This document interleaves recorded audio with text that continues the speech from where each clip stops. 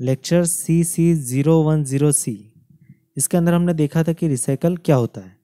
अब हम उससे आगे बढ़ते हैं और पता करते हैं कि जो रिसाइकल होता है उसका पर्पज़ क्या होता है। तो अगर आपने CC010C नहीं देखा तो पहले उसे देख करके आइए, उसके बाद में इसमें आगे बढ़ते हैं। तो चलिए, जो देख चुके हैं CC010C वो आगे बढ़ते हैं। तो पहला जो पर्पज़ होता है रिसाइकल का वो होता है making most out of the raw material. तो पिछले लेक्चर में मैंने एक गन्ने वाला एग्जाम्पल लिया था, शुगर कैन जूस वाला एग्जाम्पल लिया था कि शुगर कैन जूस बनाने वाला जो व्यक्ति होता है वो रोलर मशीन में गन्ने को एक बार डालता है, फिर निकाल करके उसे डबल फोल्ड करके फिर डालता है, फिर ट्रिपल फोल्ड करके डालता है। ऐसे करके वो बार बार उसे डालता है ताकि जितना ज़्यादा हो सके उतना ज़्यादा वो जूस निकाल पाए। इसका मतलब कि making most out of the raw material. उसके पास जो रॉ मटेरियल है, जो गन्ना उसके पास है, उससे जितना ज़्यादा जूस हो सकता है वो निकालने की कोशिश करता है। तो ऐसे ही हम भी क्या करते हैं कि कोई रिएक्टर अगर हमारे सामने है और वो 100% कन्वर्जन नहीं दे पा रहा है, 100% कन्वर्जन नहीं दे पा रहा है, और कोई भी रिएक्टर 100% कन्वर्जन नहीं दे पाता है, तो हम क्या करते हैं कि अगर मान लेते हैं कि वो 70% कन्वर्जन दे रहा है तो यहाँ पर एक सेपरेटर लगा देते हैं जिससे कि जो अनरिएक्टेड मटेरियल होता है उसे वापस से रिएक्टर के अंदर फीड कर देते हैं, जिससे क्या होता है कि ज़्यादा से ज़्यादा हम कन्वर्ट कर पाते हैं हमारा रॉ मटेरियल इनटू प्रोडक्ट। तो ये हमारा पहला मोटो होता है कि जो हमें रॉ मटेरियल मिला है उससे जितना ज़्यादा हो सके हम डिज़ायर्ड प्रोडक्ट बना लें। ठीक है, इसके बाद में फिर जो अगला आता है वो होता है टू मेक इंटीमेट कॉन्टेक्ट। अब जो इंटीमेट कॉन्टेक्ट करने वाली बात है ये खैर यहाँ पर शायद समझ में ना आए, लेकिन ये बात जो है डिस्टिलेशन में आती है कि जब डिस्टिलेशन कॉलम कुछ इस तरीके से होता है तो इसमें हम क्या करते हैं कि जो ऊपर से हमें प्रोडक्ट मिलता है जिसको हम डिस्टिलेट बोलते हैं, तो इस डिस्टिलेट को डायरेक्टली हम एज अ प्रोडक्ट न लेते हुए कंडेंसर के अंदर भेजते हैं। कंडेंसर में ठंडा होने के बाद में फिर वो एक डिवाइडर में जाता है और डिवाइडर से एक स्ट्रीम यहाँ टॉप से वापस अंदर हो जाती है और एक स्ट्रीम बाहर चली जाती है। तो ये जो स्ट्रीम होती है इसको बोलते हैं रिफ्लक्स स्ट्रीम। और रिफ्लक्स स्ट्रीम का एक यूज़ होता है, इसके काफ़ी सारे यूज़ हैं, लेकिन जो एक यूज़ होता है वो होता है इंटीमेट कॉन्टेक्ट। और इंटीमेट कॉन्टेक्ट किस किस के बीच में, क्योंकि जब डिस्टिलेशन ऑपरेशन होता है उसमें वेपर्स ऊपर की तरफ जाती है और लिक्विड नीचे की तरफ आता है। तो ये जो वेपर्स ऊपर की तरफ जाती है और फाइनली यहाँ से एग्जिट कर जाती है, तो ये जो वेपर होती है इसके अंदर मोर वोलेटाइल कंपोनेंट सबसे ज़्यादा होता है और कुछ ट्रेस अमाउंट में लेस वोलेटाइल कंपोनेंट भी होता है जो कि हमारे लिए अनडिजायर्ड है।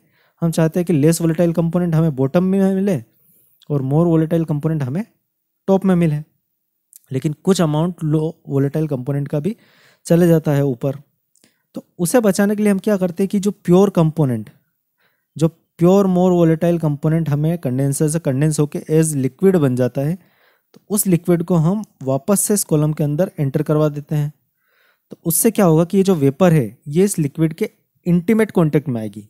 इंटीमेट कॉन्टेक्ट का एक अगर सिंपल सा मैं मीनिंग बताऊं सीधी आसान भाषा में, तो वो होता है कि प्योर कंपोनेंट के साथ में एक लेस प्योर कंपोनेंट का कॉन्टेक्ट होना।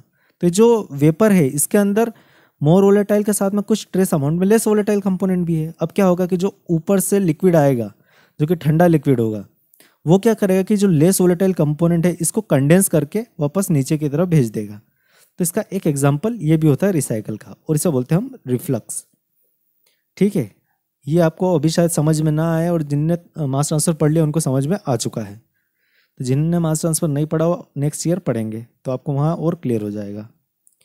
तीसरा होता है to make a PFR approaching to CSTR characteristics. तो PFR और CSTR जो है केमिकल रिएक्शन इंजीनियरिंग CRE के टॉपिक है, तो मैं दोनों की कैरेक्टरिस्टिक बता देता हूँ। ये जो PFR होता है प्लग फ्लो रिएक्टर, ये कुछ इस तरीके का एक शेप्ड वेसल होता है या पाइप बोल सकते हैं आप इसे। इस तरीके का एक रिएक्टर होता है और जो CSTR होता है वो कुछ इस तरीके से होता है।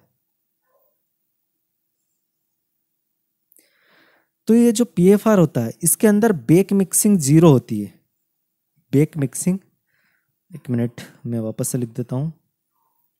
बेक मिक्सिंग जो होती है वो 0 होती है।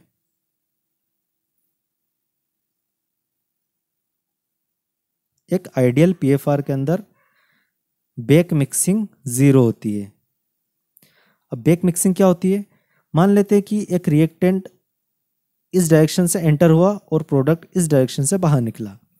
तो जो प्लग फ्लो रिएक्टर में प्रोफाइल होगी फ्लो की, वो एक फ्लैट प्रोफाइल होगी आइडियल के अंदर, और ये प्रोफाइल ऐसी की ऐसी आगे बढ़ती जाएगी। हर एक, अगर t इक्वल टू 0 पे ये यहाँ पर है, sorry t equal to t0 पर अगर यहाँ पर है, t इक्वल टू t0 पे अगर इस पोजीशन पे है, तो t इक्वल टू t1 पे होगी इस पोजीशन में। इसका मतलब कि जो रिएक्टेंट इस वाले क्रॉस सेक्शन पे अवेलेबल है, वो कभी भी इन पीछे वाले जो मॉलिक्यूल्स हैं रिएक्टेंट के, उनके साथ कभी भी नहीं मिलेंगे, और ना ही वो आगे वाले के साथ मिलेंगे। ये जो पूरा जो क्रॉस सेक्शन एरिया है, ये ऐसा कैसा ही मूव करेगा आगे की तरफ, कि कभी ना आगे वालों से मिलेंगे ना पीछे वालों से मिक्स होंगे। ये ऐसा कैसा ही एक फ्रंट आगे बढ़ता जाएगा। ठीक है, तो इसको बोलते हैं बेक मिक्सिंग। अगर ये फ्रंट ऐसा ऐसा आगे बढ़ता है तो इसको बोलते हैं बेक मिक्सिंग इक्वल टू 0। लेकिन CSTR में क्या होगा कि यहाँ पर पूरा परफेक्टली मिक्सिंग होगी, परफेक्ट मिक्सिंग होगी, परफेक्ट मिक्सिंग। तो उसे बोलते हैं हम infinite back mixing, perfect mixing या इनफाइनाइट बेक मिक्सिंग बोलते हैं। क्योंकि यहाँ पर जो एंटर कर रहा है मॉलिक्यूल रिएक्टेंट का, वो जो बाहर निकल रहा उसके साथ में कांटेक्ट में है। ये जो बाहर निकलने वाला है और ये वाला, ये दोनों मिक्स हो सकते हैं आपस में। ये यहाँ जा सकता है और ये सीधा यहाँ आ सकता है। तो CSTR के अंदर जो होता है बेक मिक्सिंग 100% होती है। तो यहाँ पर एक ऑब्जेक्टिव आपसे ये पूछा जा सकता है कि back mixing is directly proportional to dispersion. ठीक है, डिस्पर्जन का मतलब क्या होता है कि आपस में मिलना, आपस में मिक्स होना, इनका इधर मिक्स होना और इनका उधर मिक्स होना। तो आप बताइए, अगर पीएफआर में ये प्रोफाइल ऐसी फ्लैट प्रोफाइल आगे बढ़ती जाएगी तो क्या कभी भी कोई डिस्पर्जन होगा यहाँ पर?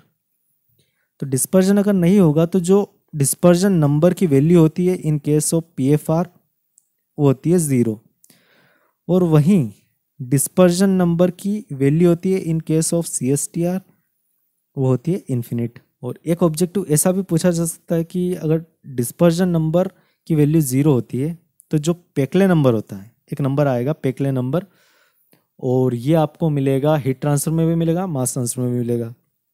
तो पेकले नंबर की वैल्यू अगर बेक मिक्सिंग 0 है तो इनफाइनाइट हो जाती है। मतलब कि अगर डिस्पर्जन नंबर की वैल्यू 0 तो पेकले नंबर की वैल्यू इन्फिनिट। और वहीं पर अगर CSTR के लिए डिस्पर्जन नंबर की वैल्यू इन्फिनिट है तो पेकले नंबर की वैल्यू जो हो जाएगी वो हो जाएगी 0। तो ये बात हमेशा ध्यान रखने की है कि डिस्पर्जन नंबर और पेकले नंबर दोनों उल्टे चलते हैं। तो डिस्पर्जन नंबर पीएफआर के लिए 0 होता है, वहीं पेकले नंबर इन्फिनिट होता है। तो आपको इस तरीके से भी शायद पूछा जा सके कि वो रिएक्टर को कौन सा रिएक्टर है जिसमें कि पेकले नंबर की वैल्यू इन्फिनिट होती है या फिर डिस्पर्जन नंबर की वैल्यू 0 होती है। तो आपको ये पता होना चाहिए कि वो पीएफआर है। और ऐसा ही अगर CSTR के लिए पूछे तो भी आपको पता होना चाहिए। खैर ये चीज़ें हमारी CRE की है, पर अगर आप अभी पढ़ लेते तो अच्छा रहेगा। आइडियल जो पीएफआर है उसमें डिस्पर्जन नंबर की वैल्यू 0 होती है क्योंकि कोई बेक मिक्सिंग नहीं होती है। तो हम क्या करते हैं, ये हमारा पीएफआर है। इस पीएफआर में ये हो जाएगा प्योर रिएक्टेंट, प्योर, और ये हो जाएगा प्रोडक्ट। तो हम क्या करते हैं, प्रोडक्ट में से एक स्ट्रीम निकालते हैं बिना किसी सेपरेशन के।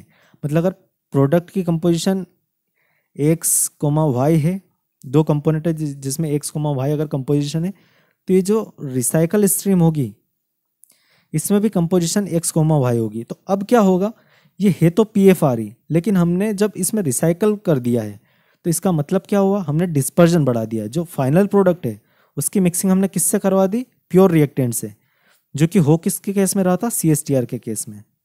CSTR के केस में आपको यही बताया था ना मैंने कि हमारा जो फाइनल प्रोडक्ट है वो रिएक्टेंट के साथ में भी मिक्स हो सकता है। तो हमने क्या करा है कि स्ट्रीम अलग से लगा दी जिसमें कि फाइनल प्रोडक्ट रिएक्टेंट से मिल रहा है। तो इससे क्या होगा, ये जो पीएफआर है ये CSTR की जो कैरेक्टरिस्टिक्स है उसको अप्रोच करने की कोशिश करेगा। तो इसका काफ़ी ज़्यादा यूज़ आता है CRE में, और वहाँ पर हम डिटेल में समझेंगे। और जो अभी सीआरई पढ़ चुके हैं उन्हें तो बात समझ में आ भी गई होगी कि हम ऐसा क्यों करते हैं। तो चलते हैं हम ऑटो कैटालिटिक रिएक्शन पे चलते हैं।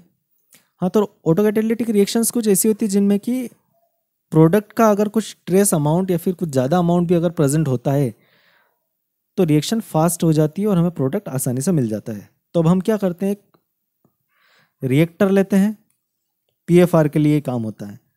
वैसे अगर पॉसिबली जितना हो सके हम सीएसटीआर के अंदर करवाते हैं ऑटो कैटालिटिक रिएक्शन, क्योंकि अभी हमने पढ़ा था कि सीएसटीआर में प्रोडक्ट और रिएक्टेंट आपस में मिल जाते हैं, तो हम सीएसटीआर प्रेफर करते हैं। लेकिन अगर पीएफआर अगर हम ले रहे हैं तो पीएफआर में क्या होगा कि मिक्सिंग तो होनी नहीं है। ऑटो कैटालिटिक रिएक्शन अगर हमारे पास है तो मिक्सिंग तो किसी हालत में होनी नहीं है प्रोडक्ट की और रिएक्टेंट की, ये रिएक्टेंट की। तो हम यहाँ से वापस से रिसाइकल स्ट्रीम